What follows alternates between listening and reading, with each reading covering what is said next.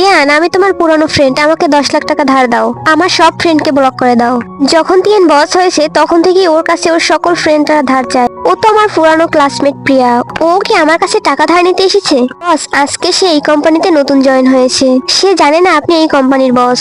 এই দাঁড়াও তিয়ান, তুমি তুমি এই কোম্পানিতে জব করো? আমি এই কোম্পানির বস। কি রকম মজা করছো এটা? তোমার প্যান্ট তো ছেঁড়া, তোমার কাছে তো টাকাও নেই প্যান্ট কেনার। নাও, আমি তোমাকে 2000 টাকা দিলাম। তুমি লেট করে এসেছো, 500 টাকা জরিমানা দাও। ঠিক আছে, কি হয়েছে? আমার একটু লেট হয়েছে তাই জরিমানা নিয়েছে। আমার এখন বাসা খুঁজতে যেতে হবে। হ্যালো ম্যানেজার, আমার জন্য একটি ফ্ল্যাট দেখো। ধন্যবাদ তিয়ান আমাকে ফ্ল্যাটটি দেওয়ার জন্য, কিন্তু কত টাকা দিতে হবে? ব্যাস, মাসে 15,000 টাকা করে দিতে হবে। তাহলে তুমি আমার সাথে শিফট হয়ে যাও, আমরা দুজনে অর্ধেক অর্ধেক দেবো। আচ্ছা ঠিক আছে। বেচারা তিয়ান তো প্রিয়ার সকল জিনিসপত্র বাসায় তুলে দিচ্ছে। প্রিয়া, তুমি এই প্রজেক্টের নকল ফাইল সাবমিট করেছো কেন?